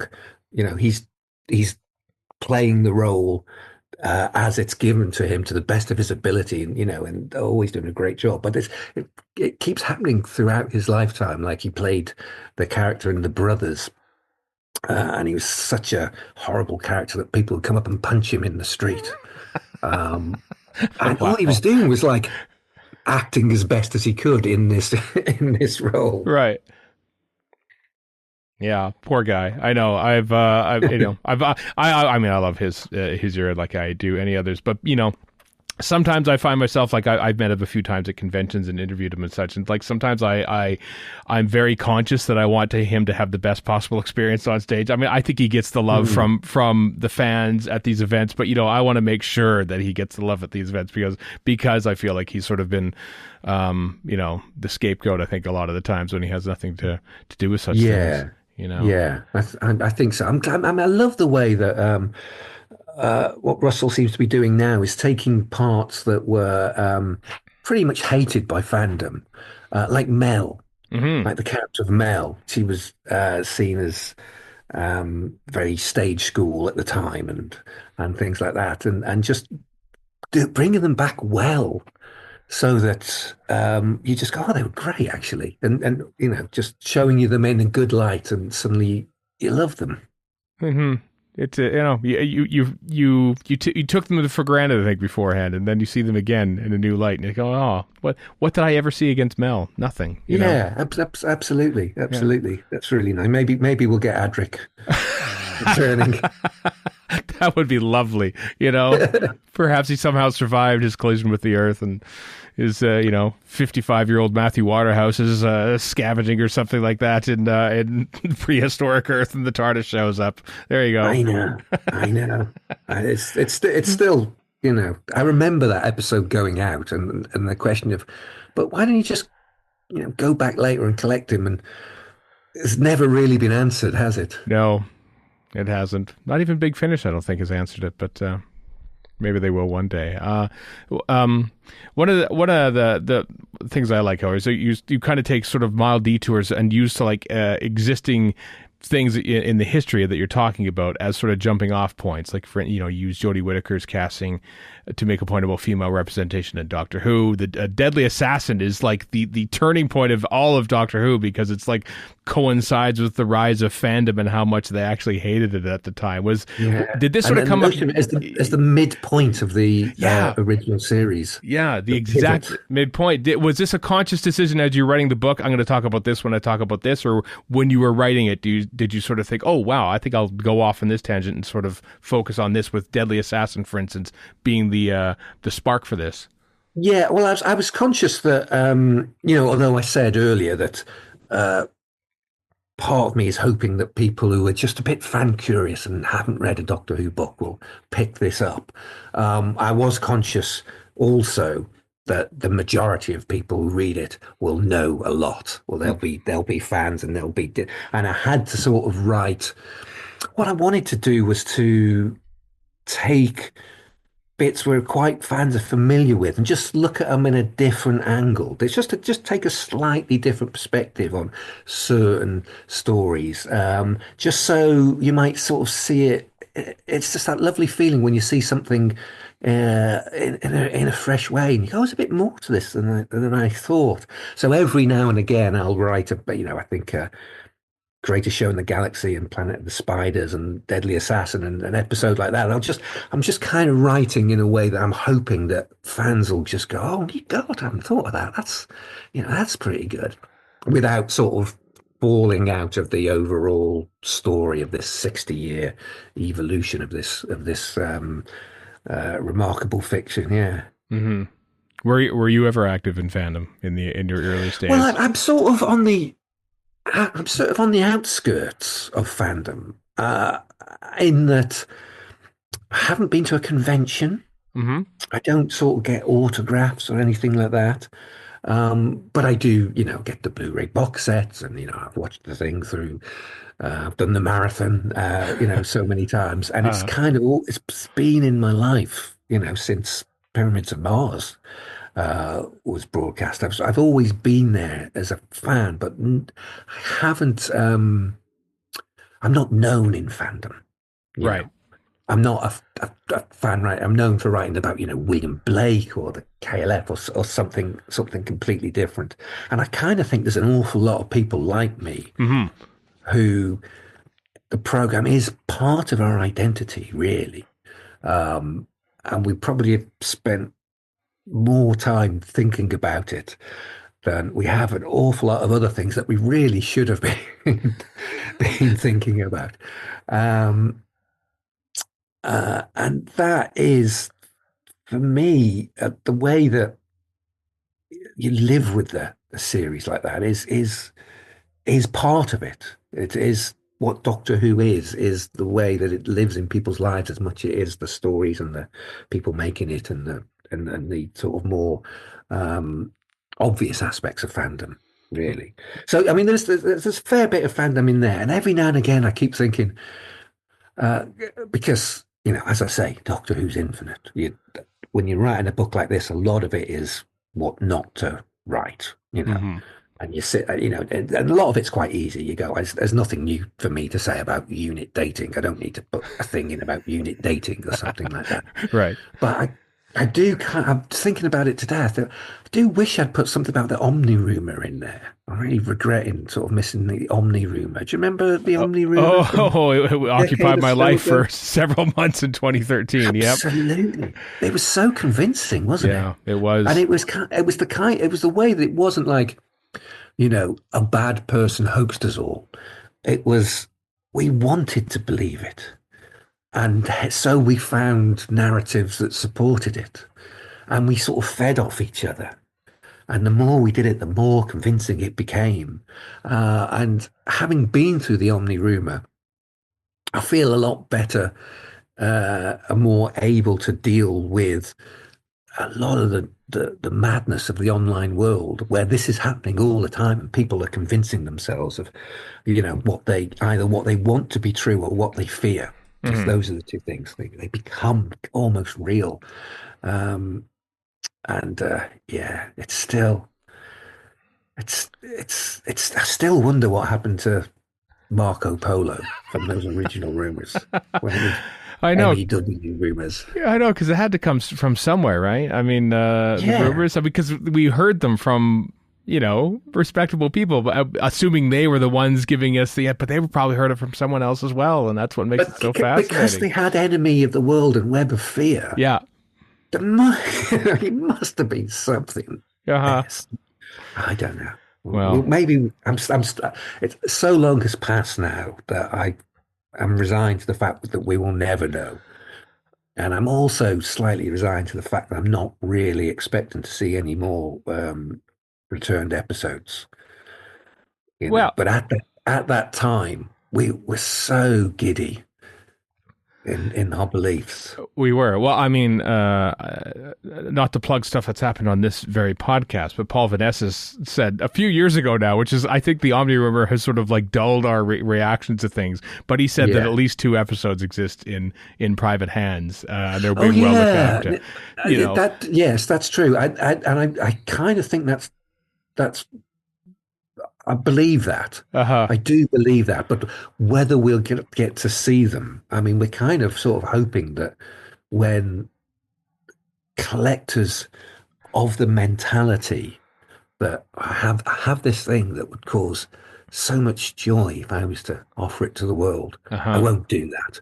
I'll just keep it for myself. Then I'm the only one who's got it. When they die, whether they've got a family member who's just going, let's chuck all this stuff in the skip, or whether it goes to someone who will sieve through it and understand it. It's a bit of a gamble. That's my If we get one, I think that's the most likely route at the moment. It is, yeah. I know, yeah. This is we've devolved into a missing chapter of the book, ironically, about this missing episode. But so that's what's not in the book. Yeah, but it does raise a point. Like, I often think about how why can't we have we still have 97 missing episodes.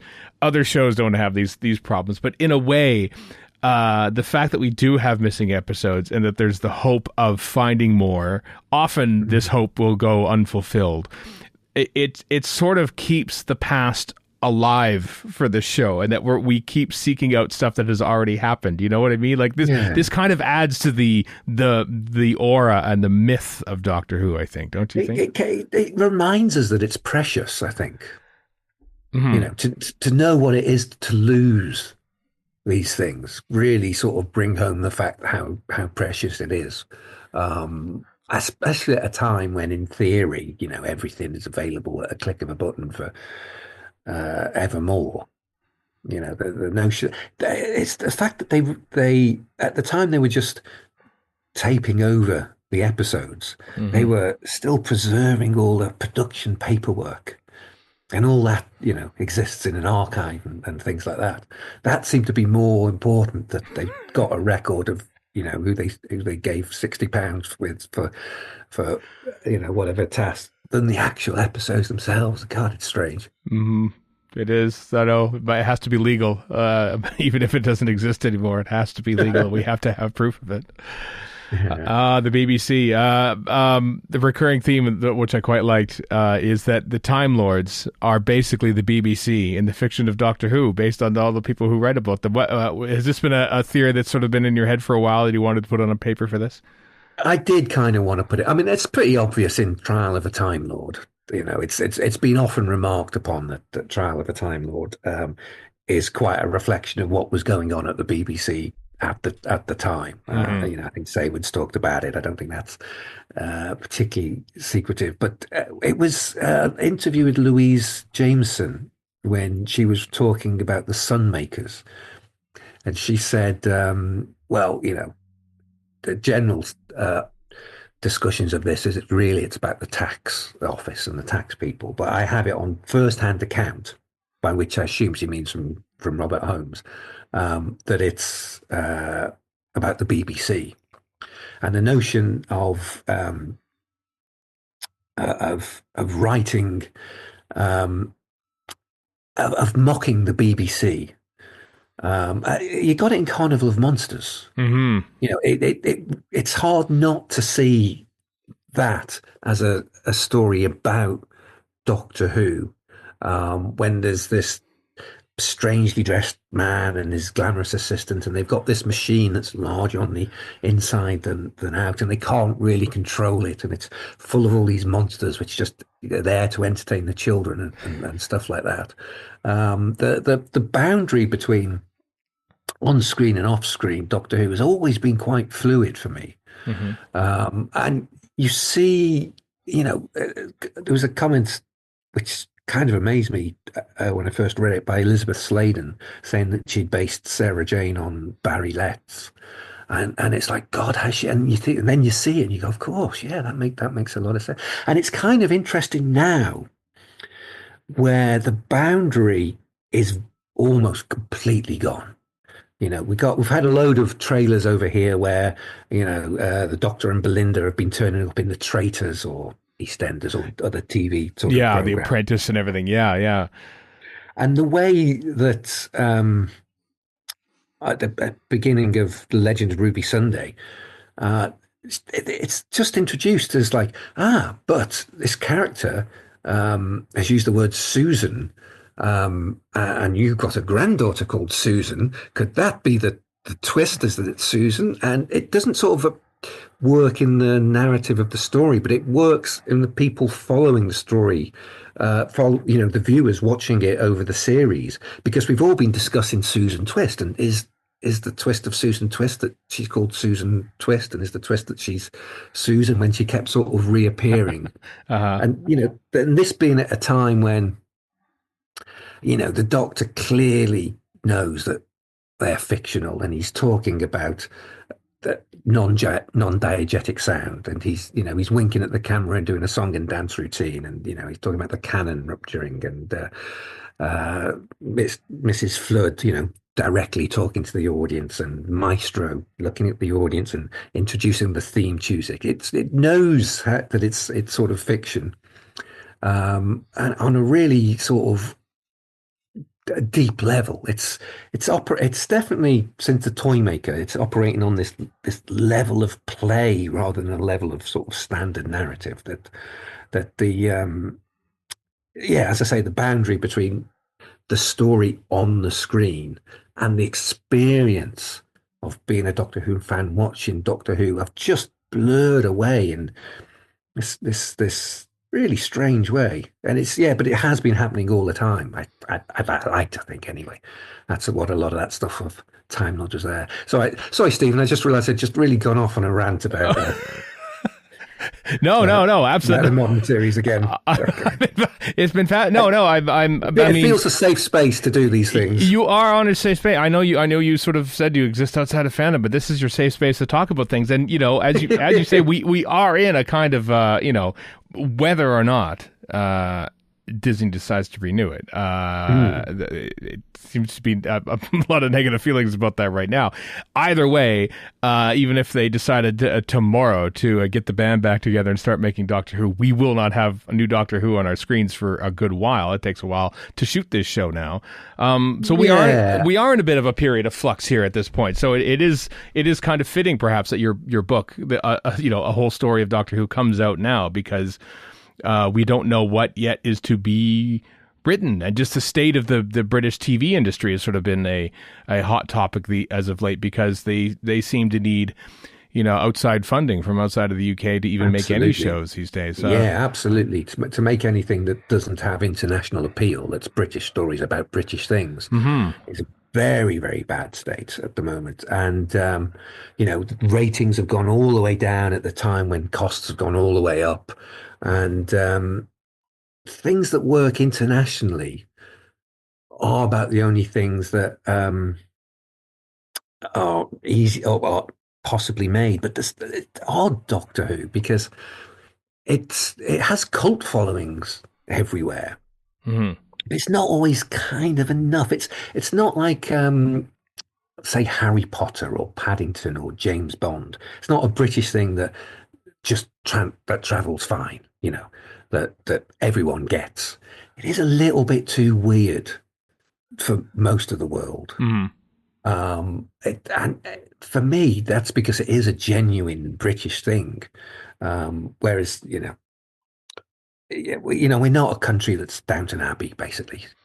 That's not us. But No. that's the sort of vision of Britain that the outside, the rest of the world seems to want to see Britain as, and things like that tend to do very well. And Harry Potter's got a similar sort of thing that it's, I'm in my 50s. I've lived in this country my entire life. I do not recognise things like Downton Abbey as in any way being part of my culture or my life or anything like that. But Doctor Who is nuts enough that I do feel it is quite actually British, and whether it travels enough to please Disney Plus is another matter. That is the aspect of the show that I think we've all latched onto on this side of the Atlantic, is that inherent Britishness of it. I don't know how Doctor Who have made the unfortunate mistake by being popular all across the world and not just in England. And I had when I first thought out of writing the book, it was after Russell and Disney Plus had been announced, and I thought, this could be a big golden era thing. This could be exactly the right time to write the book, because it could sort of explode globally at that point when everyone in every country with Disney Plus gets a chance to see it, that's financed properly and looks glorious and things like that. And instead, it's sort of, the book's coming out at a point where I'm kind of glad it is coming out now, because it gives me a chance to sort of try and defend and praise the series at a time when most of the discourse around it is very negative. And I do feel it's it is an extraordinary thing, and we really do take it for granted, because it's always been there, certainly the past 20 years. But things that are always there. I mean, Marvel are going through this, Star Wars are going through this. They're easy to lose interest in, to dismiss, to sort of get bored of, to sort of, and that's a real struggle for something like Doctor Who. But God, we would so miss it if it wasn't here. If there was generations of kids who were growing up and they didn't have their own Doctor, they would be poorer for it. I don't like the idea that, it'll be fine, it'll just go off, and it's what the program needs. It needs a rest and all that sort of stuff. I'm not a believer in that. I think it often it needs change, definitely, but I'm much happier if it's always there. I still cling to the notion that they could do something like Eve of the Daleks in time for Christmas. Like, if they're as like a plan B, they're not expecting all the Disney money or something like that. The BBC do want it, and I'm not sure they've got a lot of things lined up for Christmas, like the Wallace and Gromit that they had last year, or the Gavin and Stacey specials that have been hugely successful. I do think the BBC would try and fund a cheap thing of the Eve of the Daleks type budget.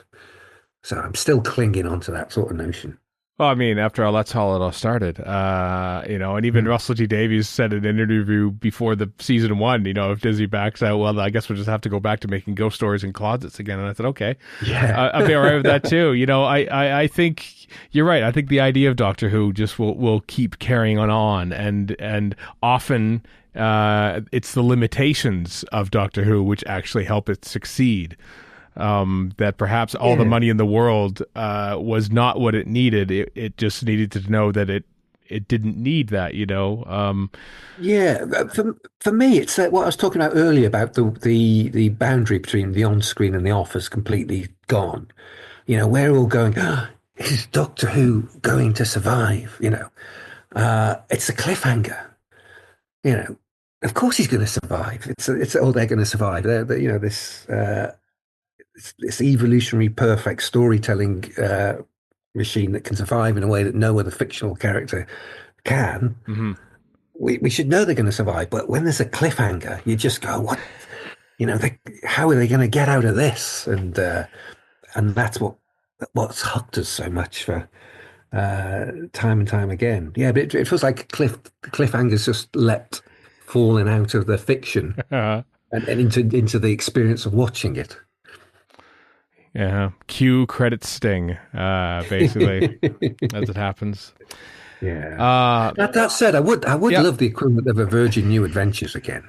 Like in book form you're talking about here. A series of books though you don't know where it's going. Mm-hmm. It's like if I don't know, if the Doctor bi-generated again and one Doctor went off to a series of books and you didn't know where that was going. I'd love that. Perhaps you'll write it now that you've written your first Doctor Who book. I mean, the only way is after this is to write a second, isn't it? Yeah. Well, I'll try and avoid it. I think there's Doctor Who needs new writers, but I'm of the Hinchcliffe era of British person, and there's been plenty of us. There's been plenty of us, sort of, That's true. I'm looking forward to on your show. You're all sort of worried about the Interstellar Song Contest, right? And whilst I'm more of a Beatles man than a Eurovision man, right? So I've seen a Beatles story sort of kind of failed to deliver for Beatles fans. As much as I liked Maestro and the actual story they did as a Beatles thing, it wasn't. It was, hey, it's the Beatles, but they're crap. It wasn't kind of where I wanted to go for that. And so I'm not massively emotionally invested in the Eurovision Song Contest. But Juno Dawson is a real talent. Did you the Redacted? Yeah, series? It was really good. If you got that over there? Yeah, we did. I thought that was fantastic. Yeah. Yeah, but it really did feel like exactly what should be, very fresh and contemporary and exactly what Doctor Who should be doing at this point. So I'm really interested to see what she's done. Mm-hmm. I'm looking forward to the whole season, honestly. I'm looking forward to Ncuti Gatwa having another, full season of Doctor Who under his belt as he sort of gets to approach this one, because he kind of was thrown in halfway through the first one. I'm enjoying the notion of a slightly older companion, so perhaps there might be a little more, adult storylines. Not adult like Torchwood season 1 adult, but like sort of more mature storylines, perhaps, and interactions. With Millie, it was like she's fantastic, but she's really good when she's kind of not with the Doctor. Mm-hmm. She's by herself, she's really superb. When she's with the Doctor, it's almost like she's a Doctor Who companion. She's just written as a Doctor Who companion. Like, I don't know what she does as a job or anything like that. She's just a Doctor Who companion, and they're great mates. Yeah. And they love each other, and they're big pals and stuff like that. With the trailers for Belinda, the sense that she's given him, a bit of grief about getting her home already makes her, for me, it seems a really great chemistry between those pair. So, yeah, I'm very interested to see where all this is going. Mm-hmm. Us all too. It happens on April 12th, and in the meantime, for 2 days, you could read Exterminate-Regenerate, the story of Doctor Who, because that book is coming out then, published by Weidenfeld and Nicholson. John Higgs, this has been a great pleasure. Thank you very much for joining me today. Thanks for having me, Stephen. It's been great talking to you.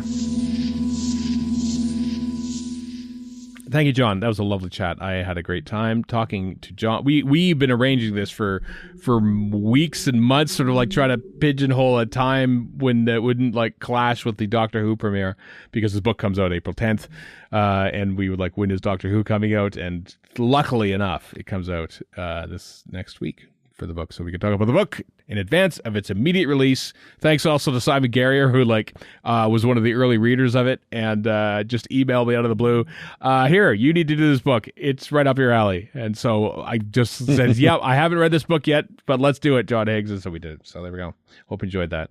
At the end there, it was interesting though. He sort of said he's kind of hoping would it be great if the BBC just said, you know what, if there's we don't know when the next season's going to happen, but let's cobble together some money and make a Christmas special. You know what? It can be done, because the Tennant specials, those 3 were not made on Disney money. They were made by the BBC and Bad Wolf. And they look great, frankly. So they do look great. That's before the Disney money kicked in even. So Wild Blue Yonder, some of those effects are fantastic, and that's not Disney money. So yeah, it can happen. You can make it happen. So I don't know. That little comment kind of made me think, You know, back in the, like, they shot like some of the Doctor Who Christmas specials like in July and August of that year. Like they literally had like 5 months to make them. I know that, effects have moved on and maybe it takes a little longer, but you know what? You could make a thing, as he mentions there, like Eve of the Daleks, like a good proper little Christmas horror story or something like that, and make it with relatively few effects and still make it really good. I think it would be and they still have the set. So I mean, there is that. They still have the TARDIS set. So there we go. I guess we're the new showrunners of Doctor Who because we now have... That's all it takes, blathering about it. Great. That's all it takes sometimes. So stay tuned. Maybe not. Or maybe. Listen, Doctor Who starts this coming weekend, of course, so our live stream review episodes will start as well. The first one happens... I'm not available. No, so, Chris is out for the first one. I don't know if you're announcing who's going to be. I am. Yeah, Heather Berbert's going to join us. Heather Berbert's going to join us as our third chair for our review of the Robot Revolution at what is it? 10 a.m. 9 a.m. Pacific is when we'll be going live on Sunday. She's same time as me. April 13th. Yeah, exactly. And so 9 a.m., 12 noon Eastern, 5 p.m. in the UK on Sunday, April 13th is when we'll do our live streams. We'll aim for the Sundays, basically for all 8 I like weeks. having a full day to watch all the VAM and the actual episode itself. So. Exactly. There's no point in just being like, let's be immediate and everything like that. It's good to sort of let things sit and then we all talk about it. So join us for those. Chris will be back for week 2 onwards. I think you're back from Nova Scotia at that point, aren't you, Chris? I think. As far as I'm aware, I'm available. Okay. So, yeah. Good. Being immediate's for thumbnails, which is my new slur for YouTubers. Thumbnails. Thumbnails, yeah. You thumbnailer. So there, we'll be doing those again once we figure out how the software works again, because it's a whole different thing. But if you don't want to tune in for the live stream, it's fine. The episode will come out like literally within minutes of us finishing that live stream, basically. But possibly not at. No, it should. You should. We'll it should close. Wrap up by the time. We'll be close. 12 noon Mountain rolls around. Something like that, yeah. We usually try to have our self-imposed deadline of 2 p.m. Eastern on Sunday. We're a little less self-indulgent on the back end of things when it's a live stream. That's true. That's a good point. So until the CanCon discussion starts, apparently. Of course. Oh yeah. Well, Heather won't. But then we also have a group of people watching in real time, telling us to shut the hell up and get on with it. So. Also true. So anyway, maybe Heather just needs a good education in CanCon. I'm sure she doesn't care. Everyone needs to. For those out there who aren't aware, Canadian content is what that stands for. Exactly. Legally mandated in this country. Yeah. Used to be. There's still broadcast. You need to have CanCon. But anyway, let's not go down that rabbit hole again. No. Yes, we wouldn't want to waste anybody's time. No, absolutely not. On this 2-hour podcast. All right. So there you go. Next week, Robot Revolution Season 2, Doctor Who starts. Be there and kindly be square. In the meantime and in between time, I am Stephen in Edmonton. Warren in Vancouver. And Chris in Edmonton. So long for now.